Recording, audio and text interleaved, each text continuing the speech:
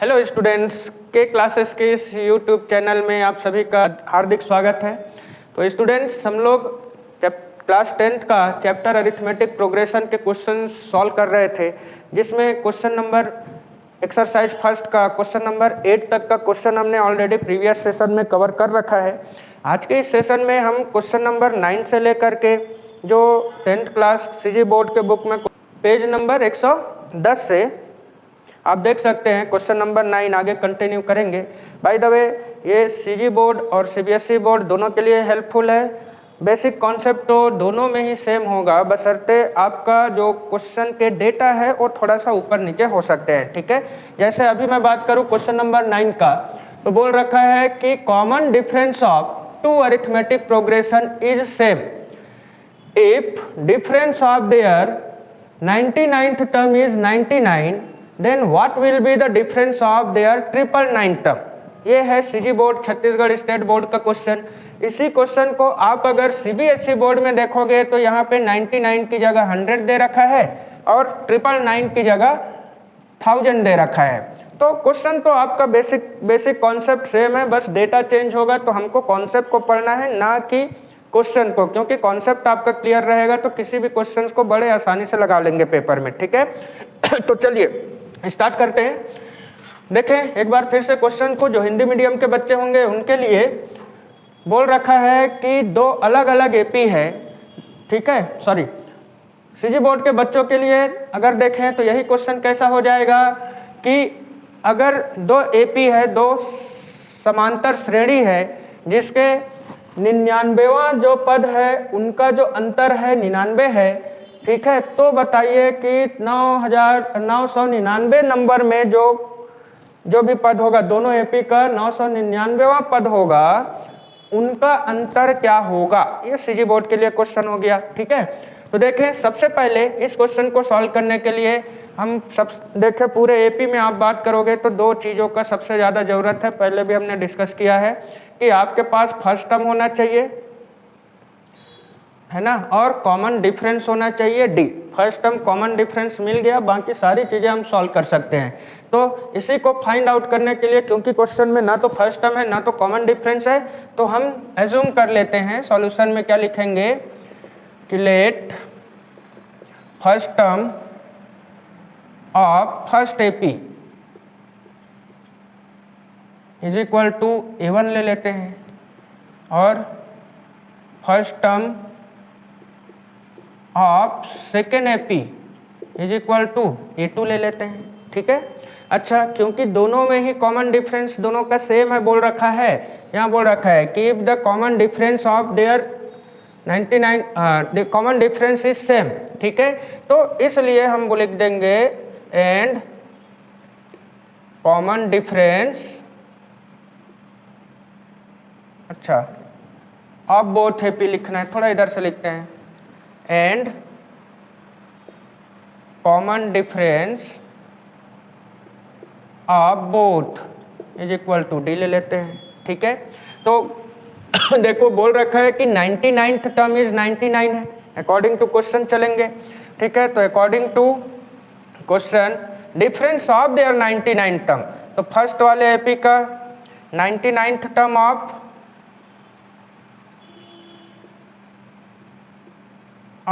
First AP में minus कर दो क्या 99th term of second AP. ठीक है, और इसको दे रखा है कितना 99, तो उधर 99 लिख दिए। अब 99 टर्म ऑफ फर्स्ट एपी लगा दो फार्मूला, तो क्या हो जाएगा A1 plus 99 minus 1 into D पहले एपी के लिए। यही फार्मूला हम सेकंड के लिए लगा दें तो A2 plus 99 minus 1 into d कर लेंगे, और इज इक्वल टू आ जाएगा 99। ठीक है, आगे ब्रैकेट ओपन करें तो क्या मिल रखेगा A1 plus 99 minus 1 that is 98D minus A2, ये प्लस जो है माइनस हो जाएगा, और ये भी क्या बन जाएगा 98D इज इक्वल टू 99। अच्छा, पॉजिटिव नेगेटिव कैंसिल हो गया, so we will get A1 minus A2 is equal to 99। जो इतना इसको इक्वेशन नंबर फर्स्ट करके रख देंगे। ठीक है, और आगे बात करें इसी क्वेश्चन में, अब बोल रहा है कि भाई then what will be the difference of their 999th term. तो 999 टर्म का डिफरेंस क्या होगा वो निकालने के लिए क्या करें, तो चलो सॉल्व करते हैं। Therefore 999th term of first AP minus कर देना 999th term of second AP is equal to, अगर मैं सॉल्व कर रहा हूं तो 999 टर्म मतलब क्या हो जाएगा, चलिए इसको हम यहां से लिखते हैं, is equal to A1 plus 999 minus 1 into D minus A2 plus 999 minus 1 into D, bracket open again, तो A1 प्लस 999 मतलब 998D minus A2 minus of 998D। ये ध्यान रखेंगे दोनों ही जो ब्रैकेट ओपन कर रहे हो आप, तो यहाँ पे जब ब्रैकेट ओपन करे A2 पॉजिटिव था, नेगेटिव से मल्टीप्लाई करके नेगेटिव हुआ, ये पॉजिटिव भी इससे इंटू होकर नेगेटिव हो गया। लाइकवाइज पॉजिटिव था नेगेटिव हो गया, इधर ये पॉजिटिव भी नेगेटिव हो रखा है। अब पॉजिटिव नेगेटिव अगेन कैंसल और A1 माइनस A2 आ जाएगा आपका। और आप देख रहे हो कि यही A1 A2 तो हमने इक्वेशन फर्स्ट में निकाल रखा है कि A1 minus A2 is equal to 99। तो भाई यही फ्रॉम इक्वेशन फर्स्ट से वैल्यू रख दो, फ्रॉम इक्वेशन फर्स्ट रख देंगे कि this equal to, from equation first direct लिखें difference of 999th term is equal to क्या बन जाएगा, इसी की जगह आप कर दोगे कितना मिल रखा है उधर 99, ठीक है। तो यही हमारा आंसर हो जाएगा। यहाँ से A1 माइनस A2 का वैल्यू ले जाके पुट कर दिए और ये जो पूरा स्टेटमेंट है उसी को इस फॉर्म में लिख सकते हैं कि difference of 999 term is equal to 99। तो इस तरह से हमारा क्वेश्चन नंबर 9 सॉल्व होगा। अच्छा, जो CBSE के स्टूडेंट है, CBSE में कुछ नहीं, बस यहाँ आपका 99 की जगह 100 कर देना है और ये भी आपका 100 हो जाएगा जो 99 है। यहाँ जहाँ 999 दिख रहा है वहाँ 1000 कर देना है। तो एग्जैक्टली सेम क्वेश्चन है, बस डेटा चेंज हो गया है। हिंदी मीडियम के बच्चों के लिए इसको तो हिंदी में आप ट्रांसलेट थोड़ा सा कर ही सकते हैं कि पहले समांतर श्रेणी का पहला पद A1, दूसरे समांतर श्रेणी का पहला पद A2, सर्वांतर दोनों का D है, तो 99वां पद फर्स्ट एपी का माइनस 99वां पद दूसरे एपी का बराबर 99। बाकी तो हिंदी इंग्लिश से फर्क पड़ेगा नहीं, इतना आप आराम से सॉल्व कर सकते हो। I hope. तो स्टूडेंट्स इस तरह से अभी हमने क्वेश्चन नंबर 9 को सॉल्व किया। क्वेश्चन नंबर 10 देखें जरा, एक बार ध्यान से स्टडी करेंगे।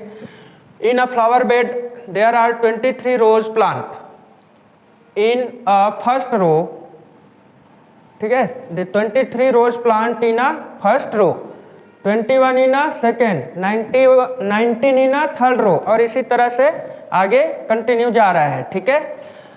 If there are 5 rose in each plant, मतलब एक एक जो गुलाब का पौधा है उसके एक प्लांट में 5 रोज है, then how many roses are there in flower bed. तो जो फ्लावर बेड मतलब क्या, फूलों की जो क्यारी लगा रहता है गार्डन में, लाइन से जो भी फूल वगैरह लगे रहते हैं ना, फ्लावर्स जो लाइन से, उसी को बोलते हैं हम फ्लावर बेड बोलते हैं, ठीक है। तो बोल रहा है कि एक फूलों की क्यारी है, फ्लावर बेड है, जिसमें 23 रोज प्लांट है इन फर्स्ट रो। पहले वाले जो रो है, फर्स्ट रो जो जा रहा है उसमें 23 प्लांट है, सेकेंड वाले में 21 प्लांट है, थर्ड वाले में 19 है, और इसी तरीके से बोल रहा है कि एक एक और आगे कंटिन्यू जाते जाएगा एंड सो ऑन, ठीक है। और बोल रहा है कि एक प्लांट में 5 रोजेस है, then how many roses are there in flower bed, कितने गुलाब के फूल हैं उस फूलों की पूरा जो क्यारी बना हुआ है गार्डन में, ठीक है। तो देखें अगर इसको हम अकॉर्डिंग टू क्वेश्चन, ठीक है, according to question the AP will be, arithmetic progression में ही तो होगा, क्यों, क्योंकि फर्स्ट में 23 है, फिर 21 है, फिर 19 है और एंड सो ऑन बोल दिया है, ऐसे ही जाते जाएगा, ठीक है। तो देयरफॉर फर्स्ट टर्म, इस एपी का first term a is equal to क्या हो जाएगा 23, कॉमन डिफरेंस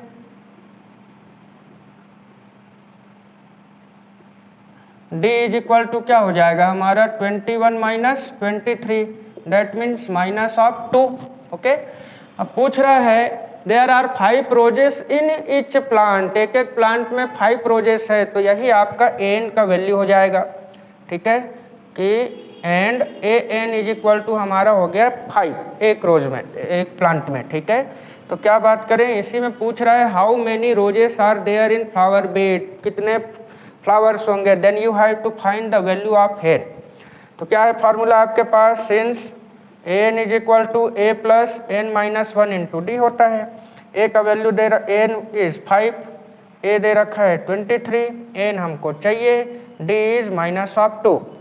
सिंपली इसको सॉल्व करो तो ये पॉजिटिव है, इस साइड आएगा तो 5 माइनस 23 और माइनस 2 को ऐसा ही का वैसा रहने देते हैं, ठीक है। अब ये सॉल्व करें तो minus of 18 is equal to n minus 1 minus 2, ये माइनस को इधर ला, माइनस 2 को ला के डिवाइड करो तो ये हो जाएगा minus of 18 by minus of 2 is equal to n minus 1, okay. I hope अच्छे से इतना चीज़ें समझ में आ रहा होगा, कुछ ज़्यादा था ही नहीं, सिंपली सारी चीज़ें गिवन हैं, वैल्यू रखे आंसर आ जाएगा।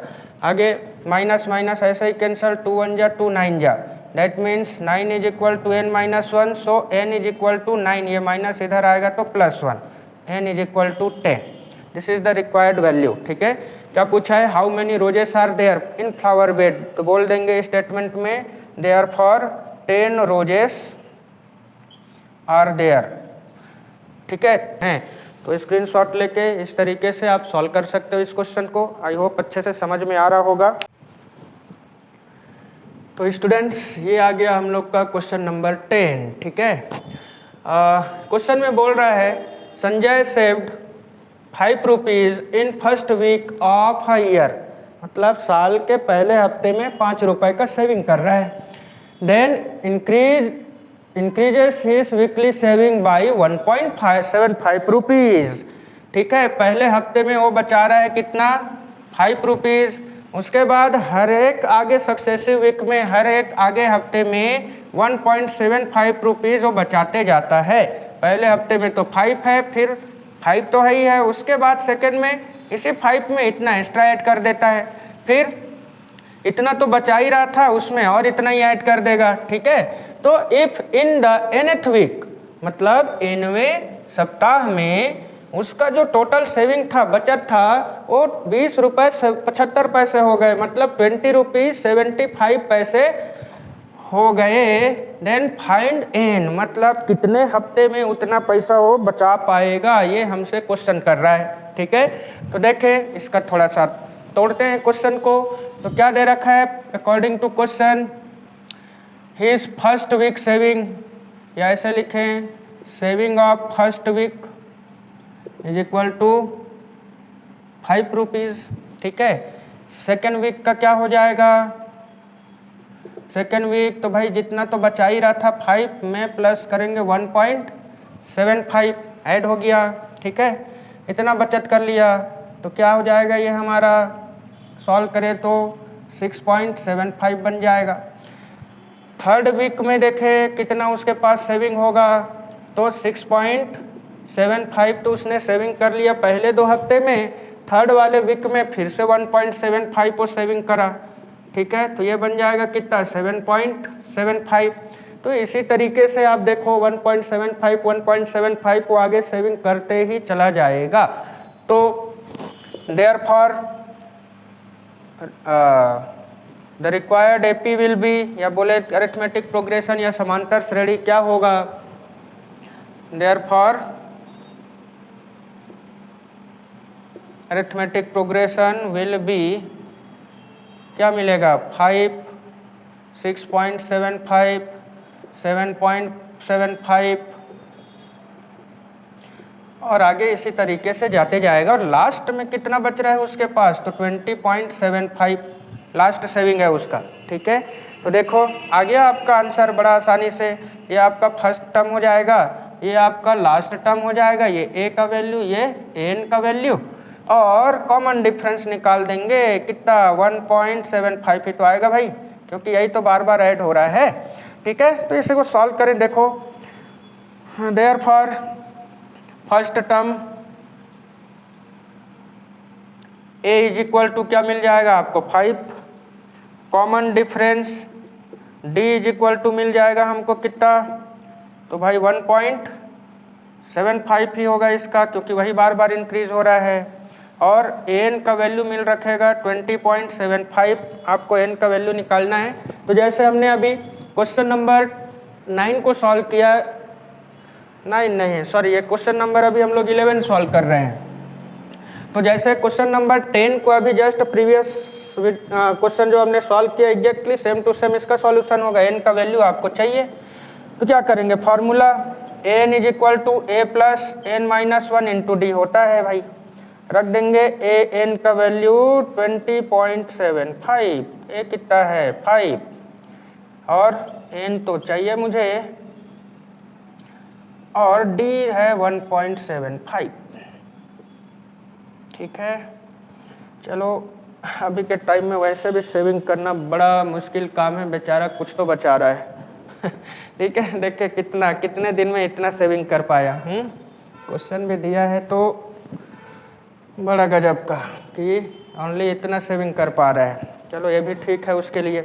तो देखिए आगे का बात करें, सॉल्व करें इसको, 5 को उधर ले जाके माइनस करो, तो 20.75 में माइनस ऑफ 5 कर देंगे is equal to n minus 1 और इंटू 1.75। ठीक है, माइनस करो तो ये 5 जो है ना सीधा इसमें माइनस करना। देखो कुछ बच्चे पॉइंट वाले माइनस प्लस में गड़बड़ करते हैं, तो भाई 20.75 है ना, तो पॉइंट के बाद वाले से ही माइनस होगा, और जिस पॉइंट के पहले वाला, सोचो अगर इस 5 में पॉइंट नहीं है तो आप 5 के ना बाद में पॉइंट ऐसे लगा सकते हो चाहो तो। ठीक है, तो पॉइंट के बाद वाले से प्लस माइनस होगा, पहले वाले से होगा, तो 5 और 7 तो ऐसे ही आ जाएगा, 10 में 5 गया तो 5 कैरी 1, 2 में 1 गया तो 1, तो बेटा ये मिलेगा आपको।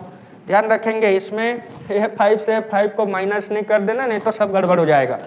तो आपका आंसर हो गया कितना 15.75 इज इक्वल टू 17। चलो इसको तो ऐसे उतार देते हैं, n माइनस 1 1.75। समझ में आया? तो एग्जैक्टली सेम क्वेश्चन है, एक क्वेश्चन आपने सीखा है सेम टू सेम ये भी चल रहा है। इसको लाके इधर डिवाइड कर देते हैं, तो भाई n minus 1 is equal to 15.75 by 1.75 कर लेंगे। देखो जरा पॉइंट के बाद सेम डिजिट है ना, तो 1575 बाई पॉइंट के बाद ऊपर भी 2 डिजिट है, नीचे भी 2 डिजिट है, 2 अंक है, तो पॉइंट वैसा ही एलिमिनेट हो जाएगा और ये बन जाएगा 175। ठीक है, आगे आप चाहो इसको 5 से कटाओ, जिससे भी कटाना है कटाने तो आपको आता ही होगा। जैसे 25 से देखें तो क्या हो जाएगा, 25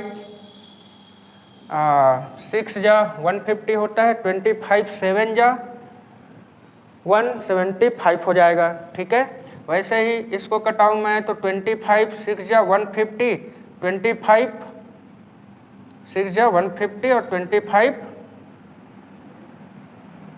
6 जा 150 और 25 3 जा। ओके, तो 25 से ही सीधा कटा देना, या आप लोग 5 से इसको कैंसल आउट कर सकते हो, और 7 1 जा 7 9 जा, तो n इज यही हमको n minus 1 is equal to मिल रखा कितना 9, तो n का वैल्यू हमारा हो जाएगा कितना, n is equal to 9 plus 1, that means 10 हमारा इसमें भी आंसर आया। ठीक है, data change, only data change, rest of the things are same. ठीक है, सॉल्यूशन पूरा सेम टू सेम होगा। ये क्वेश्चन सीबीएसई में भी है, तो सीबीएसई वाले स्टूडेंट्स वैसे भी आपका क्वेश्चंस एकदम जरूरी नहीं है कि आपके ही बुक से आए, तो आप लोग को बस पैटर्न सीखना रहता है, पैटर्न को अच्छे से ध्यान देंगे सॉल्यूशन आ जाएगा।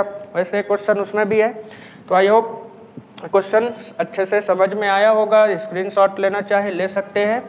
अच्छा, अगर वीडियो अच्छा लग रहा हो तो रिक्वेस्ट है आप लोग से, अगर अच्छा लग रहा हो तो चैनल सब्सक्राइब करें और अपने दोस्त यार को भी इसको शेयर कर सकते हैं, कि जितना ज़्यादा से ज़्यादा हमारा रीच होगा और ज़्यादा से ज़्यादा मेहनत करने की कोशिश करेंगे।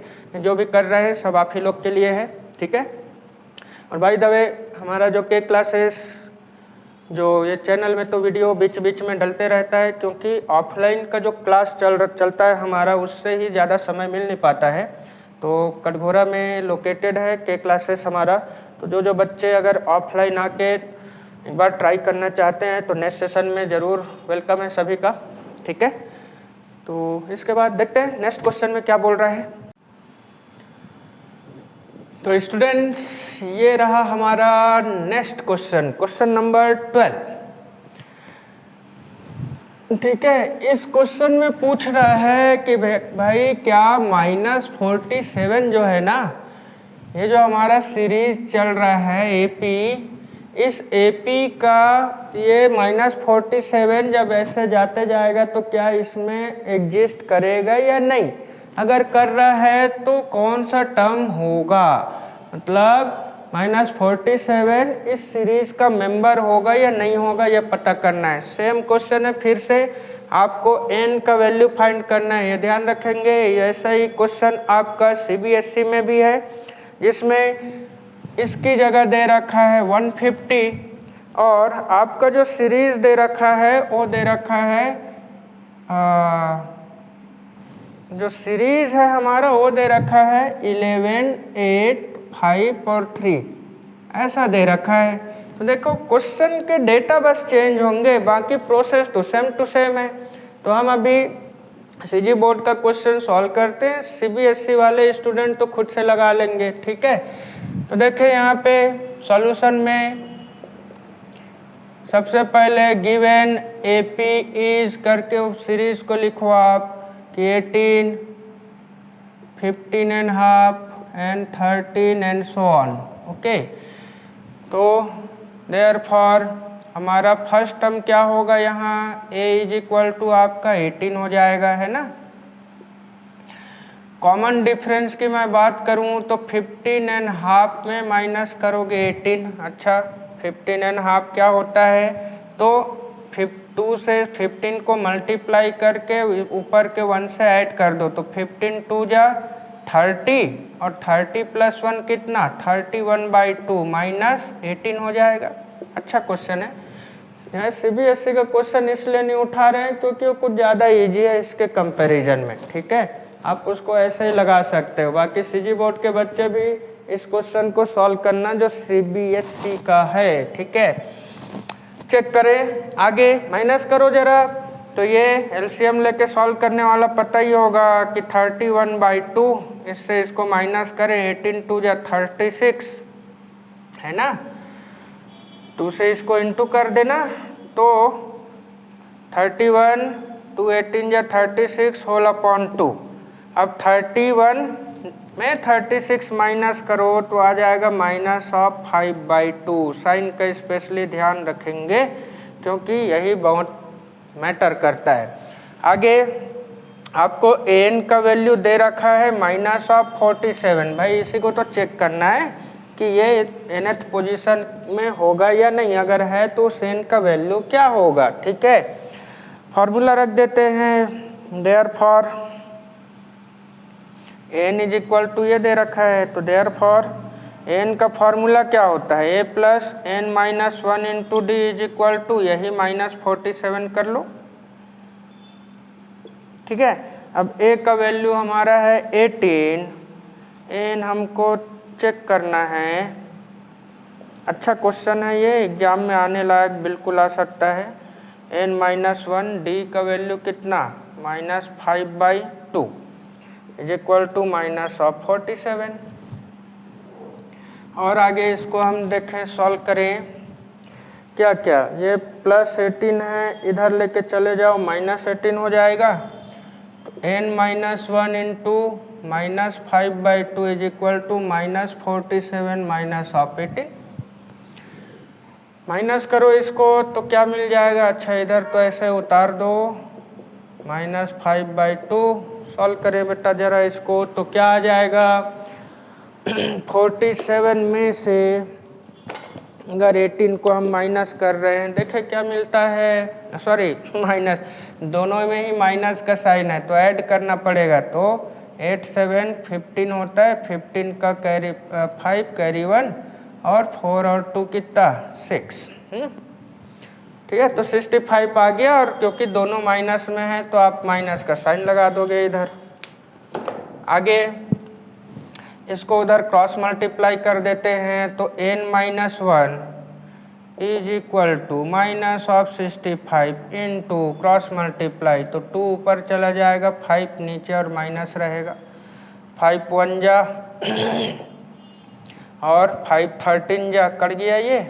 पहले तो माइनस माइनस प्लस कर लो, तो 13 इंटू 2 आ गया भाई, n-1। अच्छा, n-1 13 2 जा कितना 26 हो जाएगा, और n is equal to 26 minus उधर तो प्लस, तो n इज इक्वल टू 27। ठीक है, यही मिलेगा, n इज इक्वल टू 27 मिलेगा। तो अब पूछा था question, is -47 is term of given AP, कैसे पता करें? हमने n का तो वैल्यू ले आया, अब ये है कि नहीं है ये कैसे पता करोगे? तो ध्यान रखोगे n का वैल्यू कभी भी पॉइंट में नहीं आ सकता। पॉइंट में मतलब n इज इक्वल टू, मान लो वही आंसर आता 27.5, इस तरह का। ठीक है, n का कोई भी वैल्यू, जब भी कोई क्वेश्चन सॉल्व करोगे n का वैल्यू प्रॉपर वैल्यू रहेगा, कभी भी उसमें पॉइंट वाला वैल्यू नहीं आना चाहिए। ठीक है, अगर n का वैल्यू पॉइंट में आया है मतलब ये मेंबर नहीं होता, जो कि आप अगर इस क्वेश्चन को सॉल्व करोगे जरूर इसमें होगा वो चीज़ें। ठीक है, कि 150 is term of the given AP, ऐसा करके अगर आपको पूछ रहा है तो इसको जब सॉल्व करोगे इसमें आंसर पॉइंट में आता है आपका। n का वैल्यू जब पॉइंट आया मतलब वो एपी का मेंबर नहीं होगा, और क्योंकि इसमें अभी कोई पॉइंट तो है ही नहीं, तो हाँ भाई ऑफकोर्स 47 जो है इसका मेंबर है, और कौन से पोजीशन पे है? तो 27th पोजीशन पे है। यहाँ से और आगे ऐसे जाते जाते तो 27th पोजीशन पर होगा। तो आंसर क्या लिखेंगे? Yes, -47 is 27th member of this AP, या ऐसे लिखे 47 is a term of given AP। ठीक है, which term? तो कौन सा टर्म है? 8 27 7th टर्म। ठीक है, तो 27वें पोजीशन पे आएगा। अच्छा, इसमें हिंदी इंग्लिश का कोई ज़्यादा चक्कर है नहीं, बस पूछ रहा है कि क्या इस समांतर श्रेणी का सदस्य है कि नहीं, आसानी से बना सकते हो। ठीक है, तो इस तरह से हमारा हो गया क्वेश्चन नंबर 12 सॉल्व। स्क्रीनशॉट लेना चाहे ले सकते हैं, और आई होप अच्छे से समझ आ रहा होगा। अगर बढ़िया से आ रहा है तो कमेंट कर सकते हैं। अच्छा, और पर्टिकुलर कोई ऐसा चैप्टर हो, चाहे स्टेट बोर्ड के हो, चाहे हमारे CBSE बोर्ड के हो, हिंदी मीडियम इंग्लिश मीडियम, कोई दिक्कत नहीं है। पर्टिकुलर चैप्टर के कोई एक्सरसाइज या कोई क्वेश्चन आपको पूछना है, कमेंट बॉक्स में जा कर के वहाँ पे आप कमेंट कर दीजिएगा कि सर इस चैप्टर का ये क्वेश्चन, ये पेज नंबर है, हमको थोड़ा समझाइए। तो उसके लिए एक अलग से डेडिकेटेड वीडियो आपको डाल सकते हैं। ठीक है, तो ओके स्टूडेंट्स, नेक्स्ट हमारा जो क्वेश्चन है उसके लिए चलते हैं। तो चलिए हमारा अभी नेक्स्ट क्वेश्चन नंबर 13 डिस्कस करें हम लोग। तो ये यहाँ से आपका वेरी इम्पोर्टेंट क्वेश्चन स्टार्ट होता है सीजी बोर्ड के स्टूडेंट्स का, जो क्वेश्चन नंबर 13 से ले करके ये जाता है क्वेश्चन नंबर 22 तक, जिसमें से डेफिनेटली श्योर है एक क्वेश्चन आपका 3 मार्क्स का, या हाँ 3 मार्क्स का एकदम कंफर्म है। ठीक है, तो देखें क्या पूछ रहा है, find 31st term of AP whose 11th term is 38 and 16th term is 73। ठीक है, हिंदी में क्या बोल रहा है? अच्छा, ये क्वेश्चन CBSE में सेम क्वेश्चन का जो है डेटा चेंज कर रखा है, सॉरी डेटा चेंज नहीं, एग्जैक्टली क्वेश्चन नंबर 7 है आपका। CBSE बोर्ड में यही जो है क्वेश्चन नंबर 7 में है, एग्जैक्टली एज इट इज है, ठीक है। तो हिंदी मीडियम में देखें क्या बोल रहा है, उस समांतर श्रेणी का 31वां पद ज्ञात कीजिए, उस समांतर श्रेणी का 31वां पद ज्ञात कीजिए जिसका 11वां पद 38 और 16वां पद 73 है ना, जिसका 11वां पद 38 है और 16वां पद 73 है। तो बड़ा आसान क्वेश्चन है। तो देखो सबसे पहले सॉल्व करने के लिए देखें कि हमको ना तो इस क्वेश्चन में फर्स्ट टर्म दिया है ना कॉमन डिफरेंस दिया है। जब दोनों ना दिया हो तो दोनों को एज्यूम कर लेंगे। तो लिखे यहाँ पे let first term of A P is equal to a ले लेते हैं, common difference is equal to D ले लेते हैं, ठीक है। आगे हम लोग बात करें, अब अकॉर्डिंग टू क्वेश्चन चलते हैं। भाई ध्यान रखेंगे 31st टर्म तो हमको पता करना है इसमें, लेकिन दे रखा है 11th टर्म 38 है, अच्छी बात है। चलिए देखें, अकॉर्डिंग टू क्वेश्चन कर लेते हैं कि 11th टर्म मतलब 11वां पद हमारा कितना है 38 है। हिंदी में बस लिख देना 11वां पद, ऐसे 11वां पद बराबर 38, ऐसा लिख देना है हिंदी मीडियम वाले स्टूडेंट, ठीक है। अब बोलेंगे अगर ठीक है कमेंट करेंगे कि हिंदी में ही स्पेशली हिंदी इंग्लिश दोनों में लिखा जाए या फिर हिंदी में आप इन चीज़ों को समझ जाएंगे। अगर समझ जा रहे होंगे तो कोई बात नहीं, और नहीं अगर समझ में आता है पर्टिकुलर हिंदी में सारे शब्दों को लिखने बोलेंगे तो उस हिसाब से भी काम कर सकते हैं अगले वीडियो में, ठीक है। तो ये फर्स्ट टर्म ऑफ एपी को हिंदी में लिखेंगे श्रेणी का प्रथम पद, ऐसे प्रथम पद लिखेंगे। कॉमन डिफरेंस को तो हिंदी में आप लोग सर्वांतर बोलते हो, ठीक है। तो सर्वांतर बराबर डी है, 11वां पद 38 है, ऐसे 11वां पद बराबर क्या 38, इस तरीके से हिंदी में लिख लेंगे। तो भाई 11वां पद का फॉर्मूला क्या होगा, therefore a plus 11 minus 1 11 minus 1 into d is equal to क्या कर लेना 38। अब a तो नहीं पता, ये बन जाएगा 10d है ना, 11 में 1 गया तो इक्वल टू 38। इक्वेशन नंबर 1 दे देंगे। Also there is another information, बोल रहा है कि 16th टर्म 73 है, मतलब इस सीरीज के 16th पोजीशन पे कौन है 73 है। ओके तो लिख लेते हैं and 16th term is equal to 73, Hindi में लिखेंगे 16वां पद बराबर 73। तो 16 टर्म का मतलब क्या हो गया, a plus 16 minus 1 into d is equal to 73। तो a प्लस भाई ये 15d हो जाएगा इक्वल टू 73, इक्वेशन नंबर 2 हो गया। बस दोनों इक्वेशन को सॉल्व करिए, a और d का वैल्यू लाइए, आपका आंसर आ गया। आगे के जितने भी क्वेश्चंस है क्वेश्चन नंबर 13 से लेकर के 16 तक exactly same to same solve होना है, ठीक है। आपको 2 इक्वेशन मिलेगा हर बार, a और d का वैल्यू निकालिए और जो भी टर्म पूछा है उसमें रख दीजिए, आ गया आंसर। तो यहाँ सॉल्व करेंगे from equation first and second, ठीक है।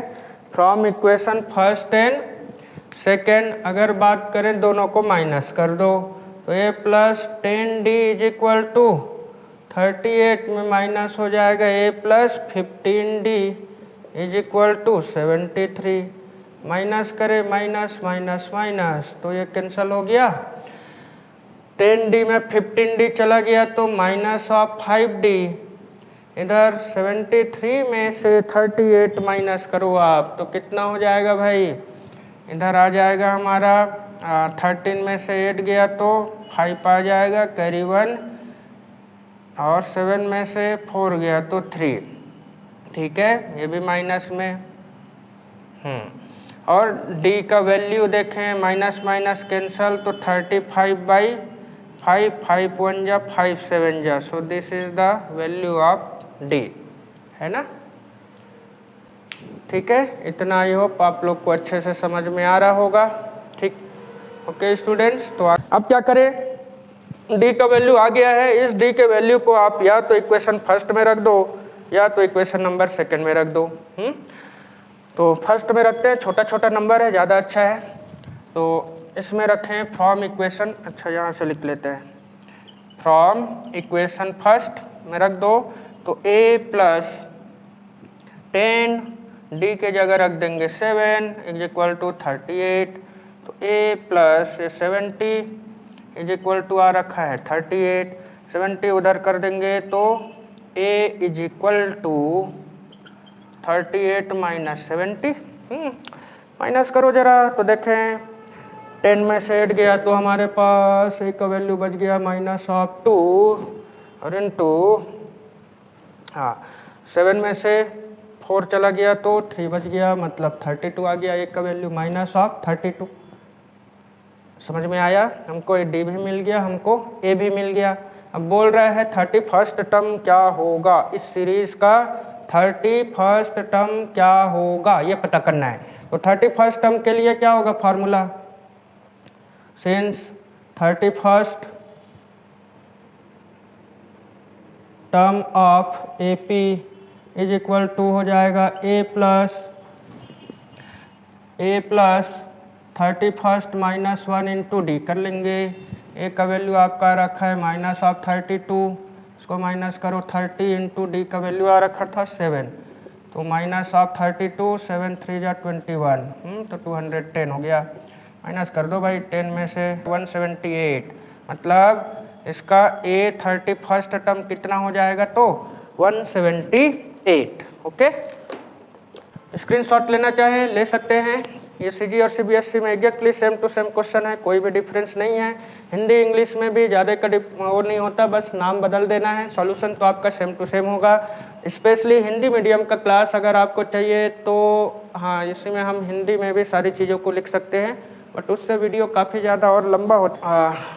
स्टूडेंट्स, आई होप सभी को ये क्वेश्चन अच्छे से समझ में आए होंगे। नेक्स्ट देखते हैं, क्योंकि वीडियो काफ़ी ज़्यादा लंबा हो जाएगा, एक ही में सारे क्वेश्चन सॉल्व करेंगे। तो अभी क्वेश्चन नंबर 14 टू हमारा बच गया है 22, तो इन क्वेश्चंस को नेक्स्ट वीडियो में सॉल्व करेंगे। पहला एक्सरसाइज का आपका 3 वीडियो बन जाएगा, ठीक है।